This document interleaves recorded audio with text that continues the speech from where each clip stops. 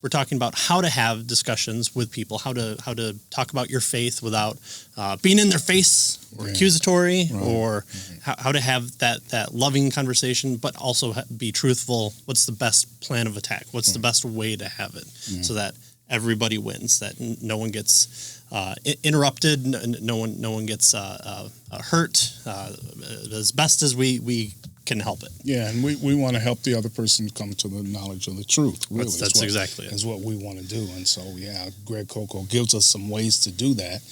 And basically, he calls it the Columbo. The Columbo plan, yes.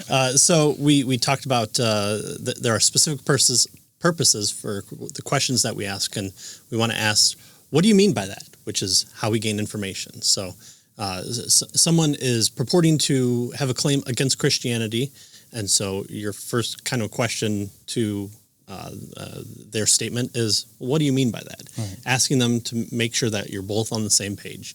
The Bible was changed over time. Well, what do you mean by that? Changed as in, like, are you just talking about the interpretation of it, or the translation, or are you talking about the transmission of the text? Right. Those are three big distinctions that you can make, and so you don't want to go kind of half-cocked and argue against the point. You're arguing against the point that they're not even making, right? Yeah. Well, I'm just talking about how English is a crazy language. I agree. And so this question is to help us to clarify and to gain information.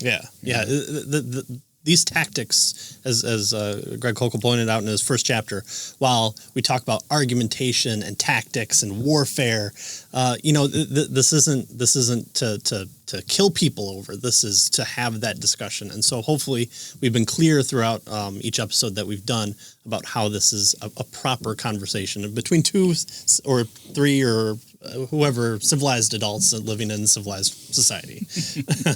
Second, we talked about reversing the burden of proof. So sometimes they may want you to explain everything about Christianity because they've come up with, well, you need to explain to me why the text hasn't changed over time. You do that. Right. Well, no, I'm just coming in here. Yeah, you're right. So they make the claim here that the text has changed over time. Yeah. And now you want to jump in and begin to say, to explain how that may or may not be the case when you haven't even made a claim yet. Right. They have made the claim. Right? So this is called reversing the burden of proof. Yeah. And so one of the big questions to come out of this from the Columbo attack is, how did you come to that conclusion? Yeah. The Bible's been changed over time? How did you come to that conclusion? You're talking about the transmission of the text. How did you come to that conclusion that it's been changed? Right. What leads you to that? Can you point to me to any examples with that? Yeah. And the third one that we just covered before closing out our last episode was ask leading questions. And so again, this is a proper form of leading questions. You're doing it to kind of soften your argumentation. You're still making claims within this, but you might preface it by saying in a question form, have you ever considered that? Or can you clear this up for me? And here's a statement. So, you say that the Bible has been changed in its transmission over the 300 years that it was written and kind of codexed into kind of what we know as a legitimate canon.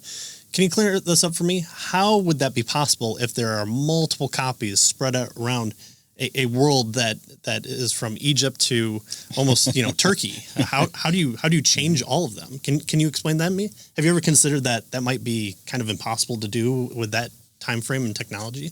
So those are good leading questions. Mm-hmm. You're getting them to think. You're engaging them in the discussion. You're not just throwing a fact out at them and them just going, well, I don't know, you can believe that, but it's a enter into dialogue, and so that's what it drives it to do. Mm-hmm. So that's what we've come to find out from our Columbo tactic.